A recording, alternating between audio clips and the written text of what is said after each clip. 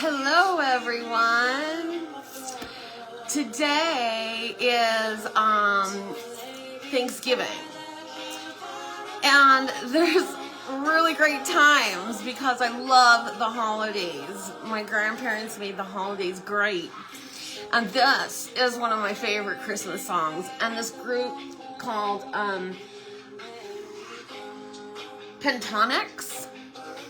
They do a great version of Little Drummer Boy. So that's what's on right now. I love Christmas music.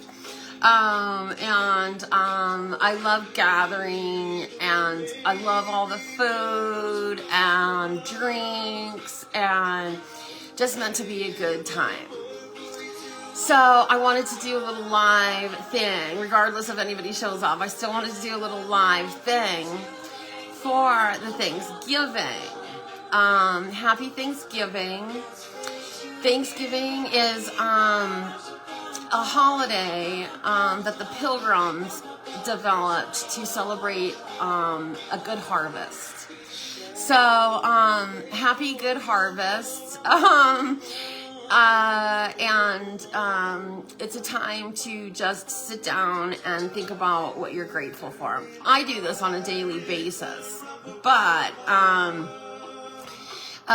today is especially special because I have a lot more to be grateful for this year. A lot more. Hi! Okay. Hello. So anyways, I'm going to pause this because we don't need the music on, and I'm afraid I'll get some sort of copyright thing coming my way. So I'm just going to leave it off for now. Here's the thing about Thanksgiving. When I was in school, they were trying to teach us that, this holiday goes back to 1600s. And our schools were trying to teach us that the Native Americans, Indians, were involved in this holiday somehow. And even as a child, I was like, wait a minute. Okay. So something that we're not supposed to be bringing up during Thanksgiving is the Holocaust and genocide of the Native Americans that was going on, and the death marches and the Trail of Tears to concentration camps that they were relegated to, and on very specific land that they couldn't cultivate for food. So they were pushed onto these to starve to death. So we're not supposed to be bringing any of that up. And I was a child and going, wait a minute. I don't get it. So you're trying to tell me that the Native Americans were in the midst of a Holocaust and genocide against them, and you're telling me that they took time out on a particular day to gather with the Pilgrims and bro out with the Pilgrims. It didn't, they took a pause in the middle of them being murdered to near extinction, to celebrate a great harvest with the Pilgrims. I'm not buying it. Anyways, I brought it up when I was a child. I was just like, wait a minute. But at the same time, so they really go out of their way, really in our schools, not to bring up slavery or anything like that. There's a few pages. I can remember from back when I was in school, at least, that there was a few pages about slavery and some pictures.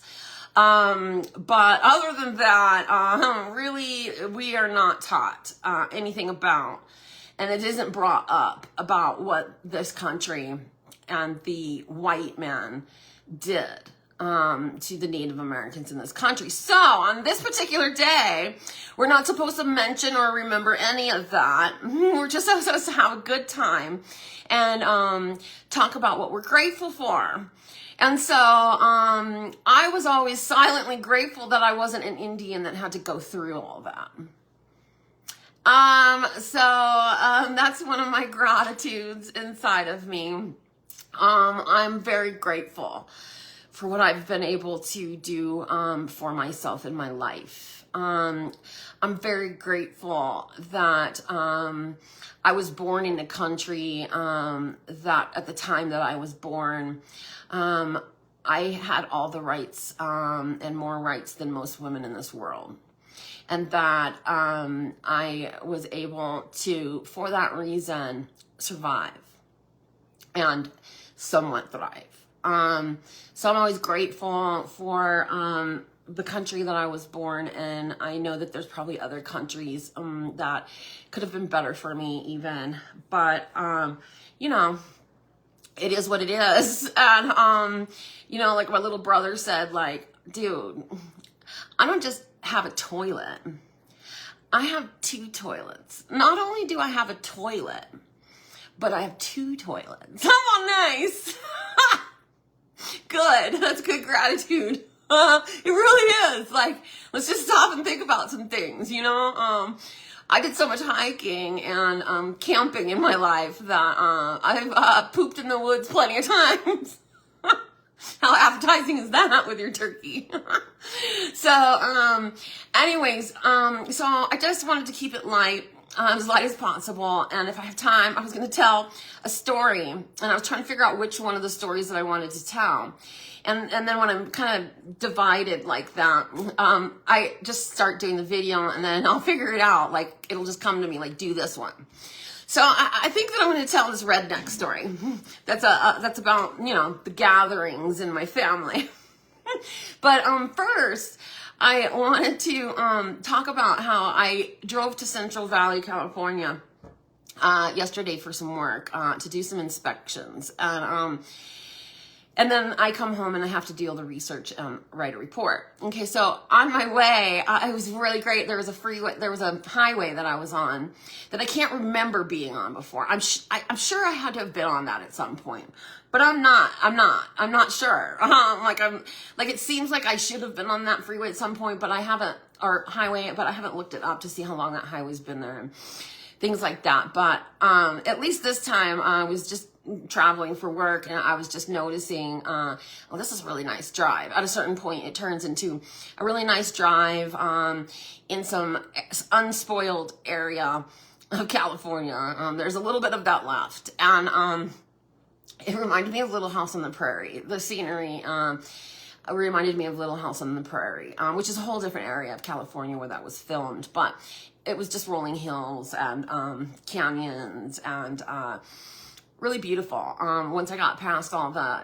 nuclear plants in the desert, nuclear run industrial plants, I'm all, okay, let's get on here kind of fast. Okay, so anyways, along my route, okay, I love to just go find a restaurant to either eat breakfast or luncheon, so I always do that when I'm on the road for work.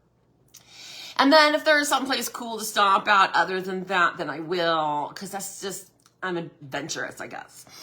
And there was a place that I stopped at. I put it up on Facebook, the pictures and the videos. And it's a farm, and it's an organic farm, and they have a really nice store filled with their own products from stuff that they grow on the farm, fruits and nuts mainly.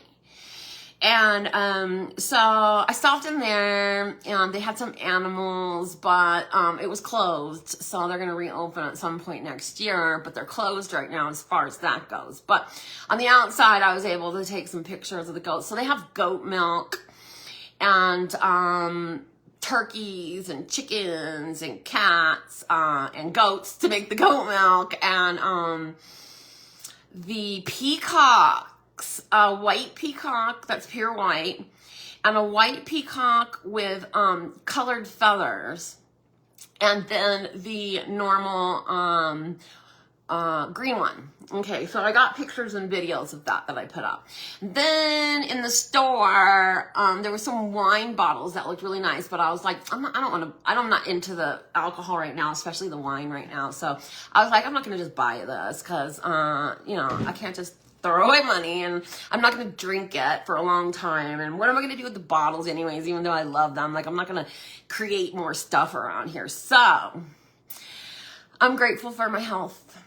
I'm grateful for what I've been able to do for my health, and it's still continuing. And I don't know, my nose, the skin around my nose is itchy, and I looked up, you know, the spiritual meaning of that, and it said like a visitor or, you know, a couple other things. So we'll see. But anyways, so I ended up getting this orange like jam, and then they had this goat milk and apricot soap. So I got those two things, and I got some fruit.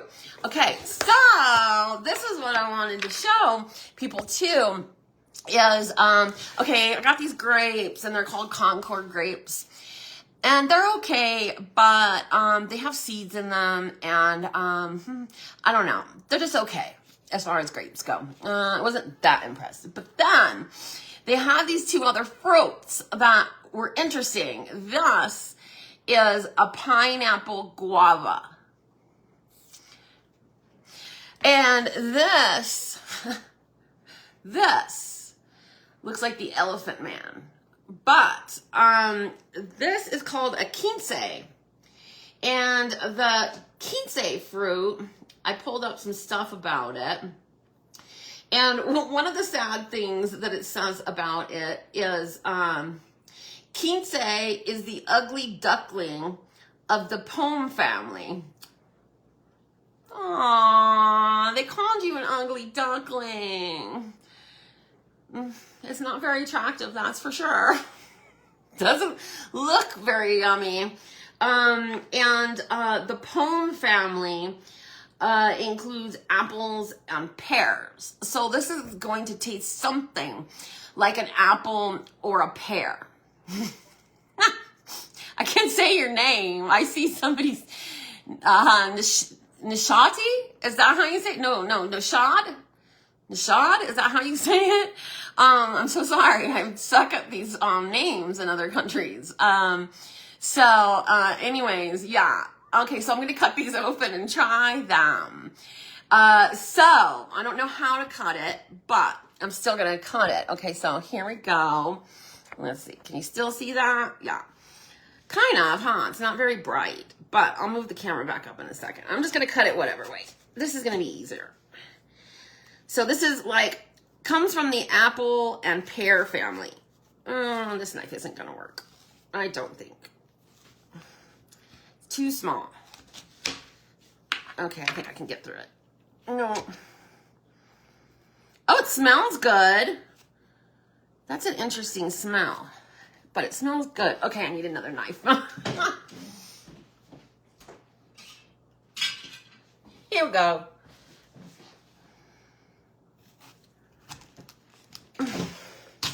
There we go. Okay. It smells like a pear. Smells like a pear. It doesn't look very juicy. I'm just doing whatever with this. It's supposed to be ripe. No, I don't like it. The texture. It is crust. It's like a cross between an apple and a pear. So, I see a squirrel outside doing destruction on the neighbor's yard.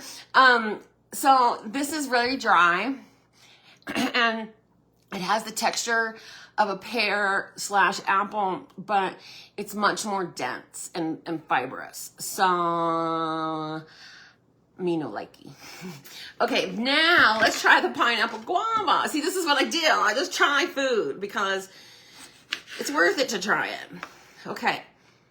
Oh, I don't think I'm gonna like this either. Pineapple guava. Maybe it might taste better than, it's at least juicy. It's at least juicy.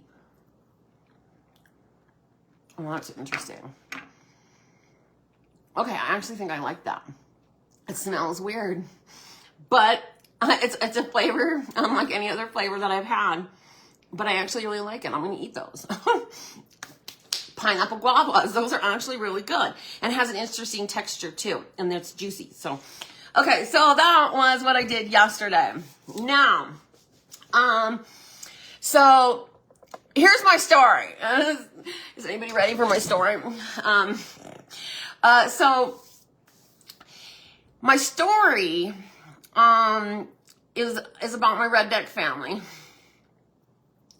and this is a funny story. Okay, this person. Okay, people in my family, they will dress up, and this has been forever. Okay, so we used to go to these things as a child called jamborees. Basically, jamborees are like Trump gatherings, but without the hate and a lot more crafts. But still, it was a gathering of rednecks, and there was a lot of cowboy hats and feathers that you clip to the back of your cowboy hat with roach clips. And square dancing, and a lot of crafts, and a lot of food, and a lot of drunk men with a lot of beer cans and a lot of empty beer cans at the end. Okay, so people would just drive their motorhomes and campers, and it would just be like a week long or days long, like a weekend, and games like redneck games like horseshoes and things like that. And so there's a lot of American flag clothing. A lot of American flag clothing. So the American flag clothing was always something that bothered me, because I was like, so why are these rednecks making a big deal about the flag not touching the ground, and people burning the flag and things like that, when they can wear underwear made out of the flag, or what looks like the flag? I never understood it, but there's a lot of contradictions like that I never understood. So there was this one gathering, and the man that I had during that, his name's Mike, and he came over, and I was like, you don't want to come over to my family's, like, it's terrible, you know, but he enjoyed it because it's funny. If you're on the outside and you're not like, you don't have to take this seriously too much, then it's entertainment. So we were over there, and I can't remember. I don't think it was for Thanksgiving. I think it was for a barbecue, for something else, is what I'm remembering. Because there was hamburgers, and I don't think there would have been hamburgers if it was Thanksgiving, although it's happened before. But when we've been camping, you know. So I think it was just a barbecue for another American holiday, and burgers, and you know, macaroni salad, potato salad, that kind of stuff. So at a certain point, everybody was sort of outside, you know, on the terrace or whatever, and even Mike was out there, and I was inside with my nieces, playing with my nieces, and Mike comes in hysterically laughing. He's like, oh my God, you just missed it. Okay, so this guy, that is a member of my family, was wearing a flag cowboy shirt, which had snaps. It snapped all the way up like a cowboy shirt, and it was of the flag.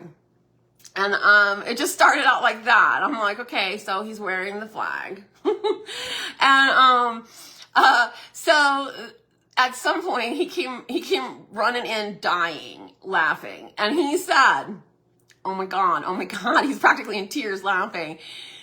this is what I just saw, which, okay, so the guy, he's a specific kind of guy that talks a lot, jabber, jabber, jabber, about facts that aren't actually facts. He just made stuff up, and he says it so convincingly, like he's convinced that that's the truth, but I don't even know if he knows it's the truth or not, but he still just passes along these things that really aren't facts at all. And then my nephew, when he got to be a teenager, started to call him out on it and be like, that's not true. and like, I never said anything. I was just like, this guy's not, this is so typical though. There's no reason to say anything because that's the way they all are. And, but then my nephew started calling him out, and that was hilarious to see. And so this guy just has this whole like thing going on, and a dirty cowboy hat. Always wore this cowboy hat that was sweaty and dirty and filthy, and cowboy boots that are really old and dirty and filthy, and Wrangler jeans with like a leather belt with a big buckle thing that's all redneck. And so gotta give you the picture of this guy. So the picture of this guy is that. And so then apparently what took place was he was out there telling us facts that aren't facts. And then all of a sudden he's like, because he had a plate of food. It had macaroni salad on it and a hamburger. And the story is that he was sitting down, you know, jabber, and then he's looking around. He's like, where's my burger? Where did I put my burger? And I don't know where my plate is. And then, you know, everybody kind of stops because they were stopped anyways because this guy was, you know, just talking. And everybody kind of looks around themselves a little bit, and then he stands up. And he starts to like walk in the apartment to see if he left it in there or something. And when he stood up,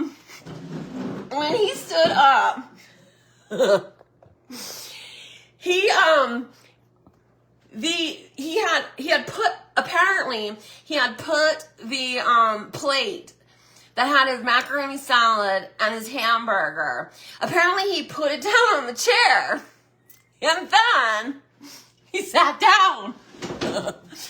And then when he got up to look for where he put his plate, the whole plate was stuck to his ass, stuck to his butt. And it had the plate on there and the hamburger and the macaroni and salad. So it was all stuck there when he stood up. And my boyfriend goes, oh God, Herb, it's stuck to your ass. And then it doesn't end here. So Herb took the plate and he goes like this, and he's like, oh, and then he gets it off. He gets it all off and gets it back onto the plate. He's like, oh, and here it is on the plate. And then he sits down and he starts to eat it. It's just like, okay, so in America, like, you know, you don't sit on your food and then continue to eat it. And so it was totally stuck to his ass, and he peeled it off of his ass and was like, this is good. So my boyfriend ran in the house and just told me this story. So that person since then has no longer been Herb. He got a better name, and his name is Hamburger Ass. So for eternity, over in my world, whenever that guy has ever come up, which has been, this is the first time that person's come up in probably a couple decades, but his name is Hamburger Ass, and he doesn't even know it. I mean, it's just too ridiculous, so ridiculous. So, anyways, that's my story, and I'm getting takeout from town because I'm really busy with work. I'm going to be working all day. And so, that is it. I hope everyone has something to be grateful for. I know that there's things going on in other parts of the world, and to people that they have nothing to be grateful for, or really trying to look hard for something. And I know that place. I know that place where you have to be grateful for really the tiniest things. But in those moments, it's not so tiny. It's something that opens up light and hope. So, I don't know where my tea went, but so, cheers to light and hope and gratitude. And I will talk to everybody on Monday, Movement Day. Otherwise, have a wonderful day and best wellness and safety. Okay, bye-bye, everyone. Have a wonderful day.